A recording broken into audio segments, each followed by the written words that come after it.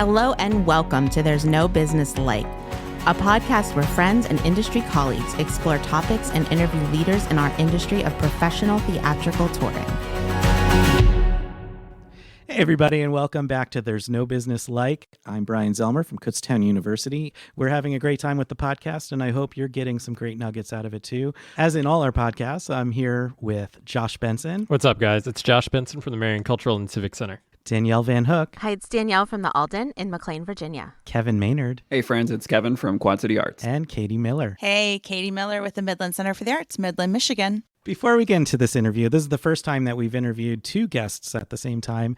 And because of some technical difficulties I had on the day of the interview, Josh Benson joined me at the end. You'll hear his voice. You might forget that he's part of it, and all of a sudden he'll... And then I just ghost right in on it. Yeah, so no, it was great, and you had some great questions. Anyway, before we get into that, I'm just curious, have you guys had any jobs before you got into this industry that you look back on and say, hey, I actually got some good skills from that, or it helped me in my current job, but maybe at the time you weren't thinking about that? One of my first jobs was in a call center for an elevator and escalator company. So I took phone calls from people with broken down elevators and escalators, people stuck in them or got injured by them. And honestly, I never thought it would transfer any time in my life, but what it really has helped me with was customer service and just, being able to like diffuse a situation or, kind of talk things out. So it had some very interesting, I gained a lot of interesting stories from it, but I didn't think it was actually something that would help me out, running an art center. Well, how do you get stuck in an escalator? Typically your fingers do. Oh, Josh might be able to relate to that. It's terrible. So my very first actual job was... we were setting up a rural 911 system.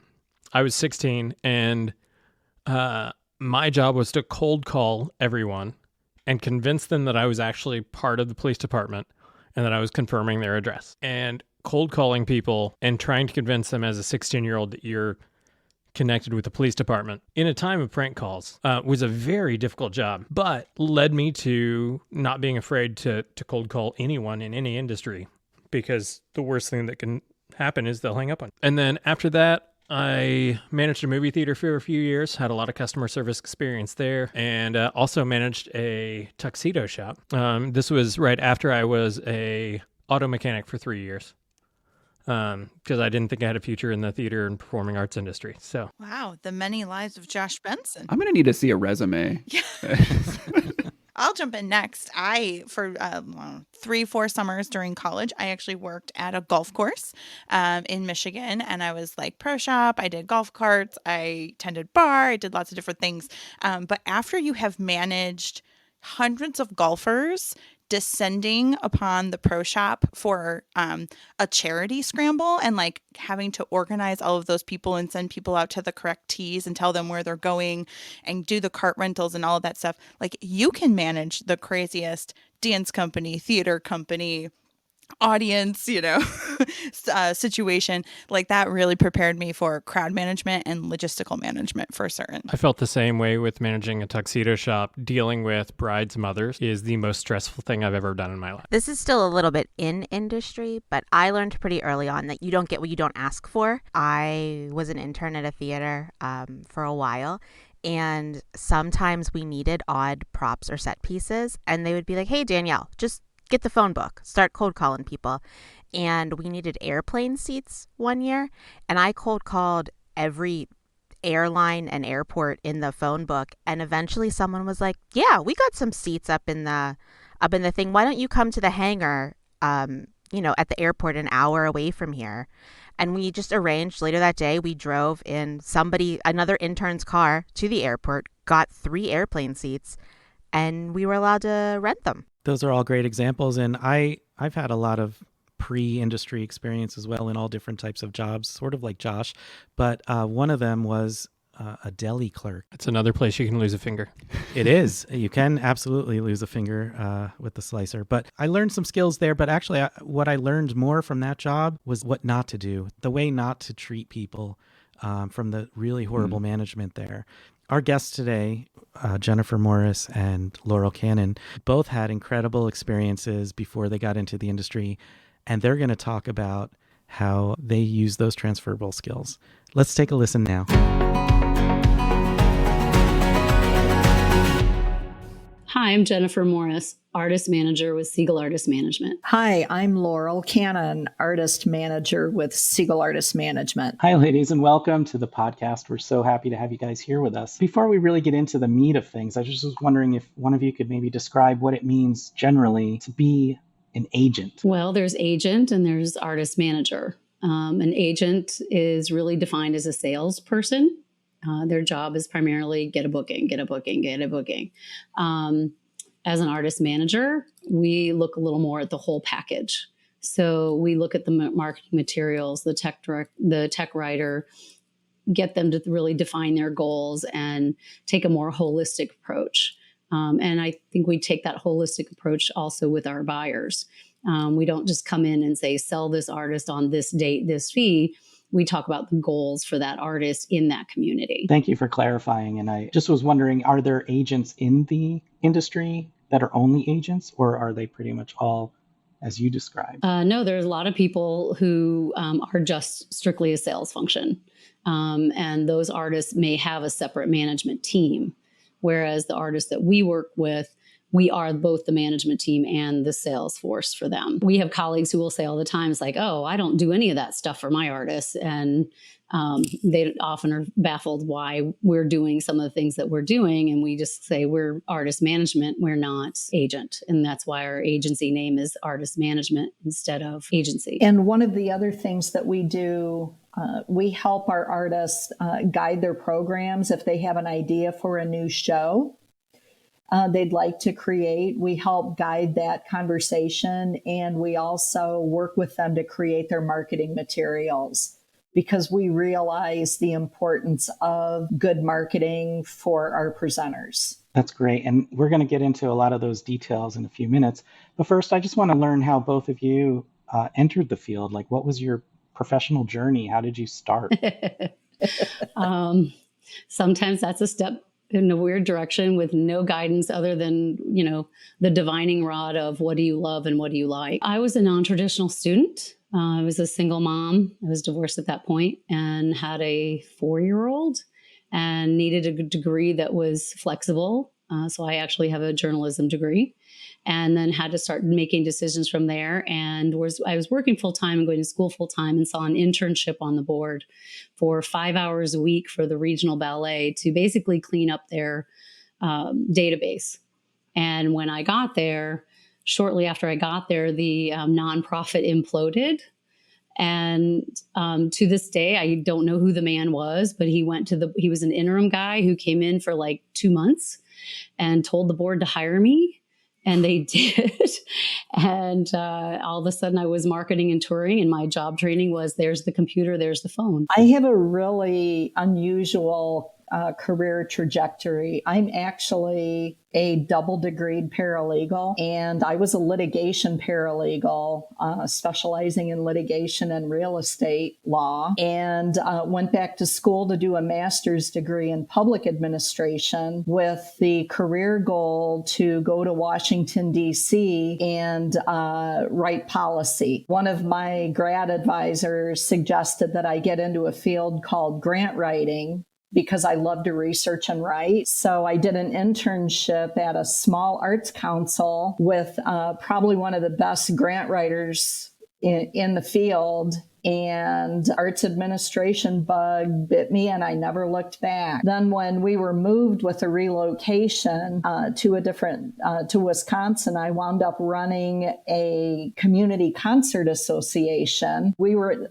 in the process of trying to open do a restoration of a 1923 theater that had been empty for several years. So I became the campaign administrator and ran the fundraising for that, then became the executive director of the center when we opened. I like to say I've kind of been there, done that in a lot of different components, a lot of learning fast on my feet. I think it's interesting because this is a story that I hear a lot with our colleagues is they start down one path and somehow not fell into it is maybe not the right word, but kind of discovered this whole arts world industry in an unusual way. And you guys both, I mean, from journalism, from Jennifer, and then from legal, from you, and then you both landed here. That's really cool. Yeah. I want to go back to Jennifer's story first and pick that up. So was your plan when you're in getting your journalism degree, hopefully to do something with journalism specifically, or was that just the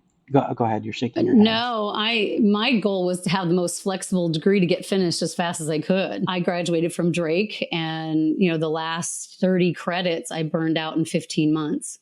Wow. And and so it's a little crazed. I just kind of told my friends, I'll see you in 15 months, and put my head down and wrapped up. And in the midst of all that, I found the thing on the board that said here, looking for 5-hour-a-week internship. And it wasn't music, my goal was music. And I said, well, I'm in the middle of Iowa, not a whole lot of options for music. And I knew I was going to go to the East Coast at some point. And so I figured, those skills are translatable. So I went ahead and took it, because it's like, what's 5 hours I already don't have? You talk about translatable skills, and certainly both of those backgrounds have translatable skills that are obvious. But you also, Jennifer, when you first started, you talked about how you had to quickly, you were just like, here's this, now go. And you had to learn a lot on your feet. I'm sure, Laurel, the same thing was for you. You had to figure a lot of things out. What were those early things that were most important to learn that you didn't have from your just to backtrack a little bit, I had such a long work history and a history of decision making, so I really wasn't intimidated to that. And I think one thing that young people should really never be afraid of is to go work for a small organization, because I always tell them, you're going to get 5 years experience in 2, and when you get out of that job, you're going to know you have your chops. Because when I went to the Boston Philharmonic Orchestra, I literally was led to the computer and a file and said, there's the organization. They did not have any management in place for 6 months before I walked in. And I literally had 10 weeks to put together this season, the everything. And so don't be afraid, because you will walk it, you will be shocked at how much you learn in a short amount of time. So I kind of got this weird career path of setting up systems, having to go in and troubleshoot a lot. And that actually works really well for artist management, because we're troubleshooting all the time. So I want to bring us up to today with Siegel Artist Management. We did kind of touch on the booking part of it and so forth, but I know you do a lot more. Can you just tell us maybe a little bit about what type of agency, the roster, and the services you provide? Our roster is an eclectic mix. We do dance, music, special attractions, arts and ed, and family. And we started in the early 1970s. We're 50 years old. And it started as a classical music roster. We have very little classical music roster on, and that is really an evolution of what was of interest to the different team members of Siegel that were on the Siegel Artist Management team. It's also just reflective of who our buyer is. Most of our buyers are 300 to 1,200 seats, multi-genre. So the best phone call I can have in a day is going to be the one where I can help that buyer do more than one thing in one phone call. It's, it's from an efficiency standpoint, when I work with somebody, when the team works with somebody, we literally, okay, what are we doing for arts and ed? What are we doing for the schools? What are we doing for dance?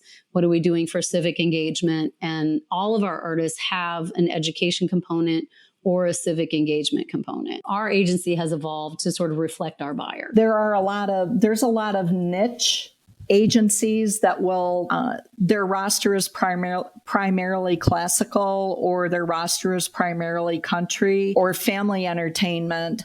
But, we take kind of the holistic approach. As Jennifer said, we know what our buyers' seat capacities are. We try and really focus on being a one-stop shop for those organizations, especially the really small presenters. We're talking about the types of services you do externally, looking outwards, but you also, I know, serve your artists directly. I know Jennifer and I have had conversations. She told me about how she helps them get their marketing materials up. And we're kind of ferocious about those things. Yeah, tell us a little bit about that. Well, we want artists that are tour ready. One of the things that we've done literally for 50 years is bring artists to market. Mm-hmm. So there will be artists that just, we love it. We think we can do something for that artist, and maybe they're not quite there yet. So we will work with them on show concept, like Laurel mentioned.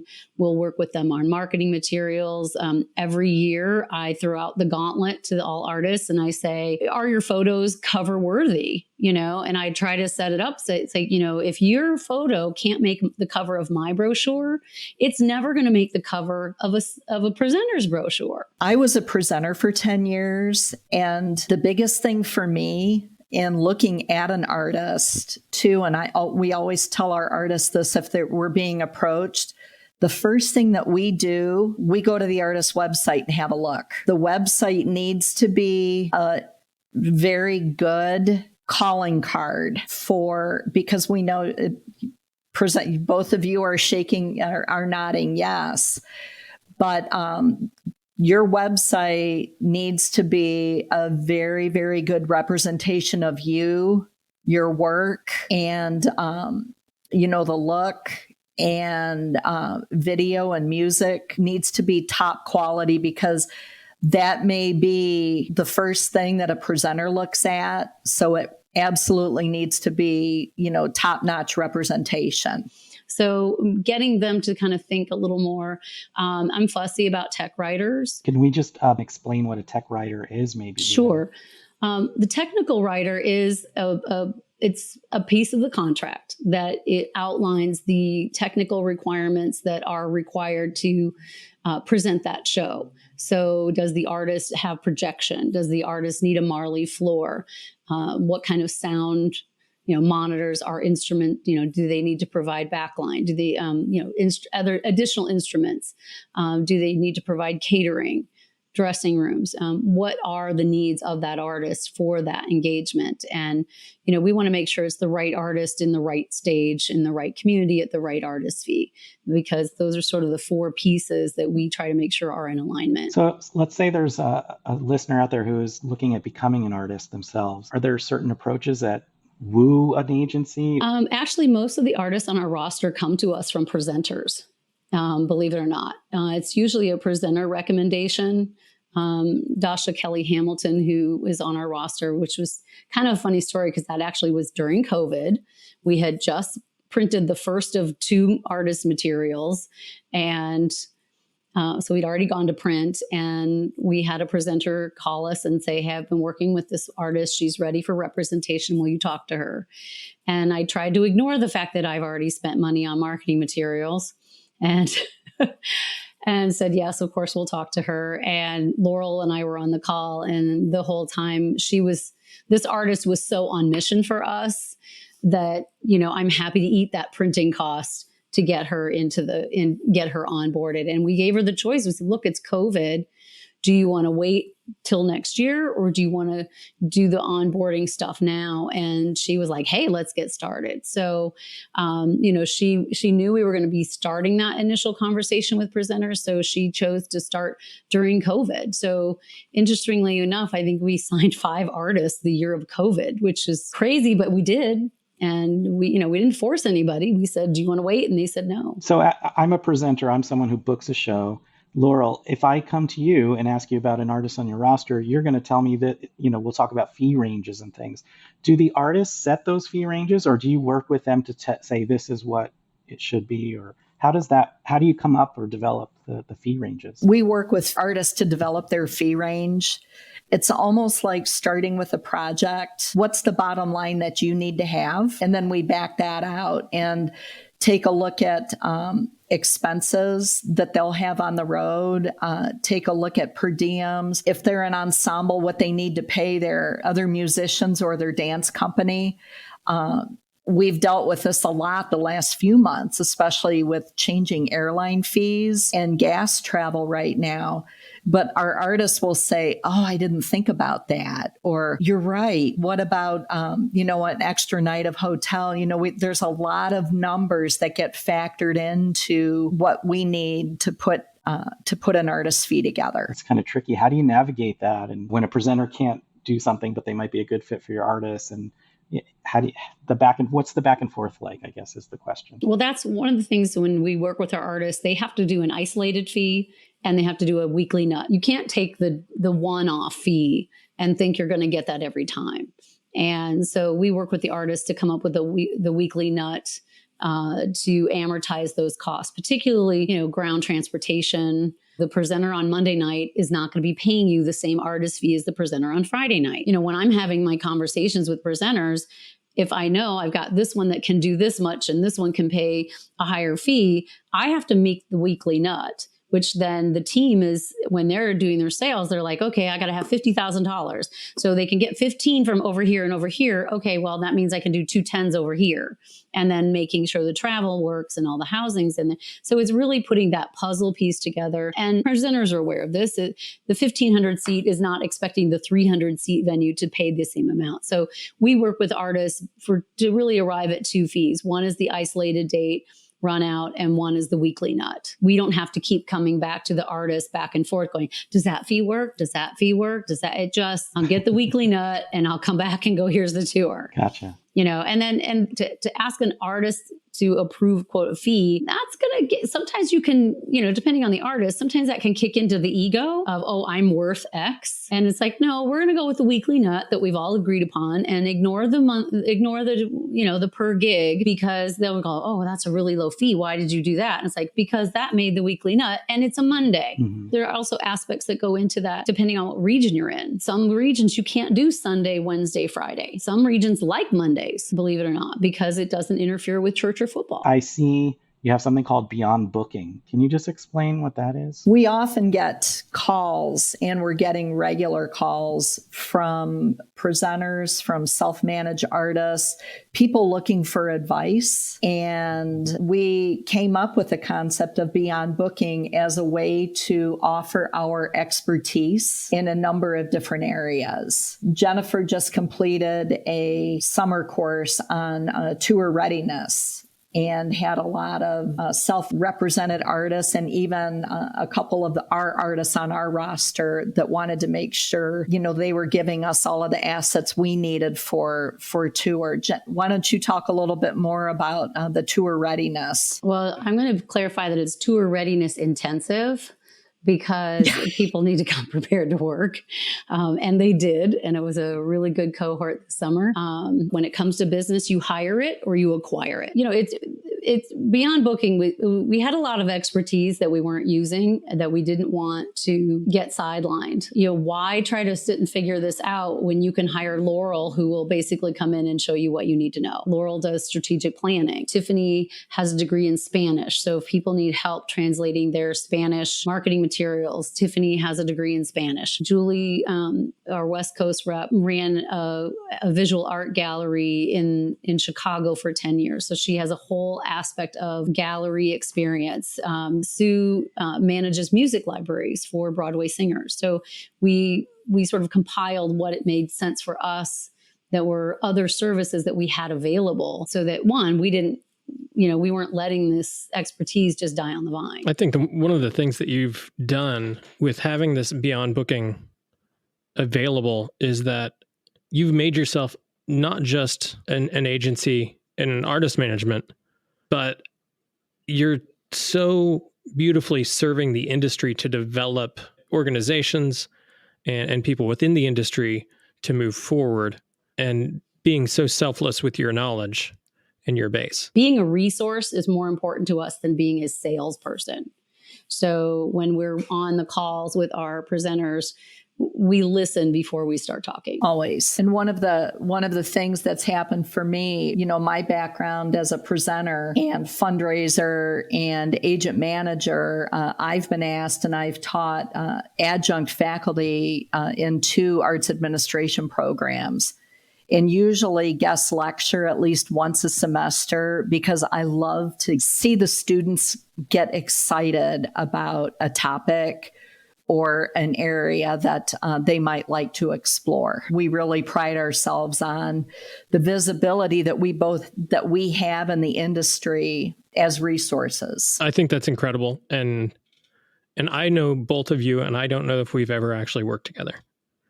And we've had conversation after conversation after conversation. And so that's a testament to your presence in the industry, despite business, as a resource and as a colleague. You have things there that are for both artists and presenters, but on the artists, it sounds like specifically with your tour readiness, it wasn't just for your artists. You're serving artists that you don't represent. Yeah, and that was deliberate. One of the reasons we did Beyond Booking was because we can't represent everybody. And there are a lot of artists who are never going to be appropriate for an agent for a variety of reasons. But there's also no real place that's affordable for them to go and say, somebody please tell me how to do this. You know, Laurel and I were very blessed to have some phenomenal mentors along the way. And, this is just a pay it forward, pay it back philosophy that we have. I'd like to talk a little bit about conferences, because historically that's been pretty important, a good way to connect people. I'm just curious what conferences mean for you in your position, and what does the future seem to be heading towards? Conferencing for me as a first timer 23 years ago was critical to have, and I follows through to today.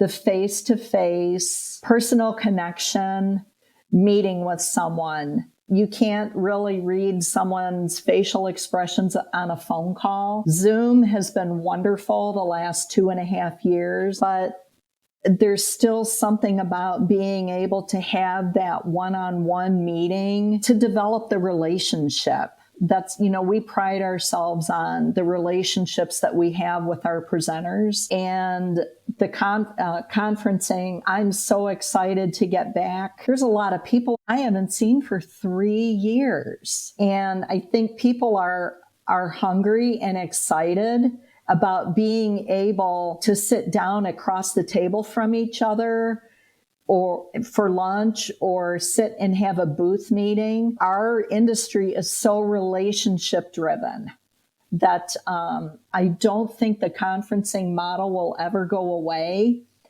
It's going to change. It's changing, as we've seen, but we really need the opportunity to gather and have that one-on-one time. Not many people know this, although more are now that they're listening to the podcast, but I actually have a time machine, and I'd like to bring you both in it real quick. We'll make 2 stops for just a minute each. First, we're going to go back and we're going to see Jennifer when she was just thinking about that journalism degree, but hasn't registered for class yet. I'm curious what she would say to that, Jennifer, what advice you would have for her. That's a tough one, because I was it was a non-traditional situation for me. The journalism degree gave me the most flexibility of where I would want to go professionally. It wasn't a narrow focus. Anybody can write, you can do just about anything. And then Laurel, well, when you're about to go, your legal degree and that whole career path, right before you actually officially again registered, and you have a minute to talk to that young Laurel. Laurel wanted to change the world. Having grown up in a suburb of Detroit, Michigan, and moving to a very small town in Indiana to go, in high school, I had aspirations of changing the world. And I like to think now that in a way I have, and in a way I continue to. So I put a, performing arts center in a town that didn't think that the arts were important. And the work that we do every day with our civic engagement and our artists, and bringing arts experiences to communities on a variety of levels, different shows and different community, outreach and school programs. I like to think in some way, turning the page from, legal work to what we're doing in the arts. I like to think, maybe I am working to make the world a better place. You both are, absolutely, and no doubt about that in my mind. We have to wrap up in a minute, but I just want to make sure I didn't leave any major thing out that's important for the young people to hear. Any pieces of wisdom or advice? Or don't be, I told my students this all the time, don't be afraid to ask questions, and take every opportunity that you can get to experience different parts of arts administration. If you're interested in doing marketing, work with, even if it's as a volunteer, work with one of the community-based theater groups. If you're interested in getting into a theater and running a theater, work as a house manager or a box office volunteer. Get all the experience that you can because it will serve you tenfold. Just a little quip that was my introductory to Siegel Arts management was at my very first conference. I was walking through the conference floor and I had an outlook that it was adversarial, that it was, presenter versus agent, and that I didn't understand at that point how important the relational nature of everything was. And so I wasn't walking through with a smile on my face because I thought, hey, I'm here. We're gonna battle this out for the best fees. And Liz Silverstein stopped me mid-floor and said, hey, why aren't you smiling? If you can't smile here, I don't know where you can. So Liz. And kind of just took me into the booth just to chat with me and talk to me about the industry a little bit. And she changed my outlook tremendously in about a minute and a half and changed the way that I've approached the industry from the start.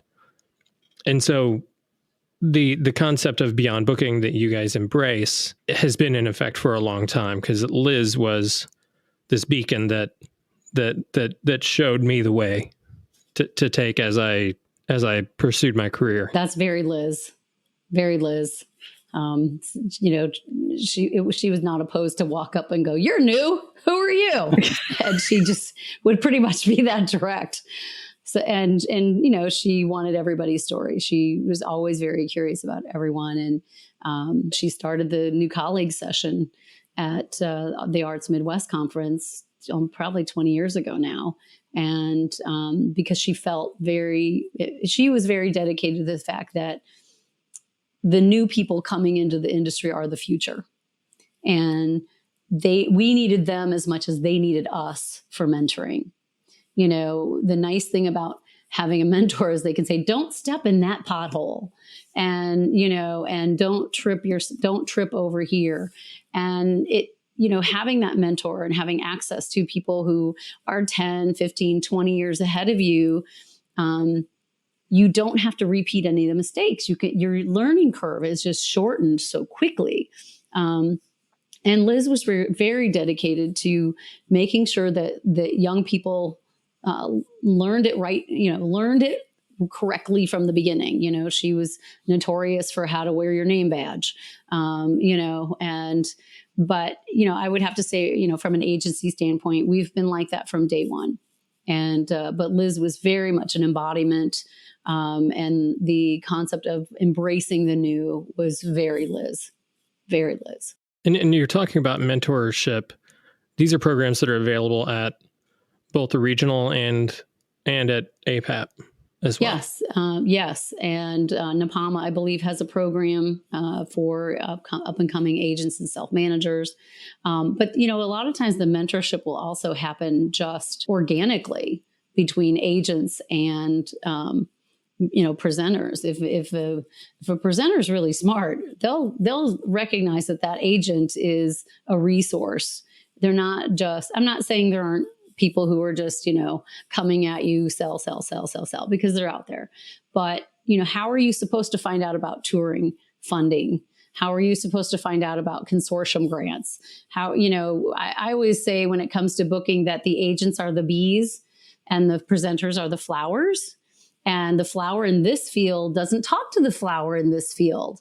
And we talked earlier, you two are in very different regions. You would have no real reason to be introduced. It took another person who takes on that B function to make those connections. So if I have a presenter over here in Pennsylvania and they have an issue or a problem they're trying to solve, and I've got someone over here in Connecticut who has already solved that problem, I want to introduce the two of them so that they can, mutually work out that problem and learn from each other. So, to look at something adversarial, you're really, really missing out on the richness of what we do. Fantastic. I like that. I want to thank you both for your time, but I always end by asking this one question. You can choose which order you go in, but what do you like most about working in this industry today? The people. Thank you so much, guys. It was great talking to you, and we'll see you at the conferences. Thank you. Wonderful. Thank you, Josh. Thank you, Bryan. I really love the conversation around marketing materials and how Siegel Artist Management helps their artists on their roster be marketing ready, or what they said, cover ready. As a presenter personally, they're right. I go to the assets. That's like the first thing I look at when considering an artist. Go to their website, go to their social media channels and see how active they are, what sort of video assets, how much they're interacting with their audience.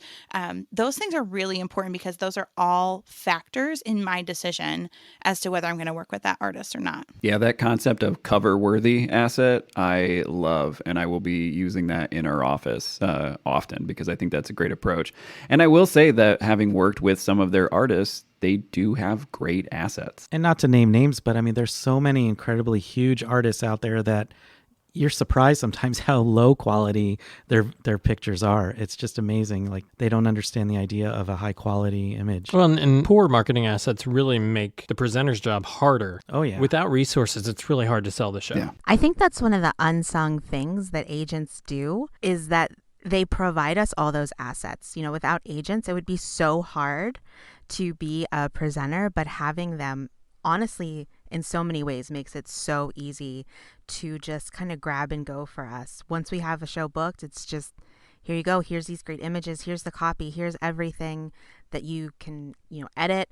But it's such a huge service that agents provide both to their artists, but also to us. In terms of copy, do you as presenters ever find yourselves taking the copy that's been provided and then having to change it or adapt it for more of a public audience versus a presenter audience? I find a lot of times the copy assets are fantastic, but I have to tweak a little bit to make it more family audience friendly or dance audience friendly and really put it in terms that make sense to the public versus what I'm looking for as a presenter. Definitely sometimes, Katie, because it depends on who you get it from. Some agents will send you materials that are identical to the materials that give you at a conference, and that is geared towards the presenter, not the audience. And so, yeah, you definitely have to change it. But then there's many that do understand that difference and will send you the two. So, well, I think it's a fine line too, because you're communicating with whoever your audience is and you know them the best. So you want the copy to reflect your audience. But you also want to honor how the artist wants to describe their show or themselves. Definitely. Totally. And then most of the time I edit for length. If I'm changing it or want to change it, I'll always have that conversation. I don't just take it upon myself and do it. What simple things do you want as assets from artists? Like, for me, I want a 30-second video, a 30-second radio spot with room for a tag on the end, good graphics, good logo. With those 4 things, I can roll. I think for a show that's really, truly interactive and has a lot of audience participation, to your point, Josh, I need video that actually shows that, because that will demonstrate to the audience I'm marketing to what a good time this performance is going to be. So I think having those audience reaction shots, something that's from a live experience, is really key. I do operate a lot in that family and theater for young audiences space, and convincing parents to drop everything and bring their kids to a performance, you really have to work hard to get their attention and convince them of that, of the value of that. So I think something that's really engaging, shows audience interaction, is really key, especially in that space. The images that we use the most, especially for the front cover, are either ones where there's no background, or it's easy to cut the background out of the image, or images that, are very beautiful but have the right amount of blank space so that we can put our logo on it. Definitely. They have a really unique approach to sort of their own company and the industry. I mean, obviously, when we look at artists and agents, and like for them, an artist management company, that's what they're focused on. But they have found an opportunity to branch out of that and reach people who they're not consistently working with, or providing more in-depth consulting experience, which I think is really smart, especially for them, given, what artists and agents went through the past couple of years. Like, it's given them a way to diversify their own business, which I think is smart and really is going to elevate our industry as a whole. I also think it's interesting to hear how agents curate their roster. And I thought it was interesting to hear that like their strategy is that they want to provide multiple shows per season, or if you book one thing with them, it's not like the other artists are so similar that you can't work with them again for a few years. And I think from a strategy of being a small business, that's really smart. Yeah, from a presenter's aspect in the size of venues that I've worked in, the other thing I really appreciate about them is when they started pushing out their roster list with sort of that range of fees. That was incredibly helpful just to know right off the bat going, yeah, this is in my price range or it's not. And then you don't have to have that conversation of going, oh, I really didn't think that this was going to be that much. I think that trust and transparency, Kevin, like they really bring that with that rate card. And they're very holistic in their approach, from the marketing to thinking about community engagement to supporting their artists and now supporting the industry through their consulting work. They really have a holistic approach to their business, which I really, truly appreciate hearing about. Well, I really appreciated this whole conversation that we got to have. And thank you, Josh, for taking part in that. The stories that they've told about how they came into the field from different areas, legal and also journalism. And then they kind of, I always hate saying falling into but they discovered their roles almost by accident. And so many people in this industry have the same type of story, even though it's a different story. And it's just really interesting because they're both rock stars in this industry and know so much. And yet, this was never their original plan. I just want to say thank you to them for taking the time to speak with me. And thank you for tuning in and listening, and we'll see you next time. All right, everyone. Thanks for listening to the No Business Like podcast. Our producers and hosts are Brian Zelmer, Josh Benson, Kevin Maynard, Katie Miller, and me, Danielle Van Hook. Views expressed in this podcast are ours alone and not reflective of the organizations we are a part of. You can find and follow us everywhere at nobusinesslike.com, which has links to all of our socials. Stay in touch, my friends. Hi, everybody, and welcome back to, what is the name of our podcast? There's no business. What's the name of our podcast? What's the name of this?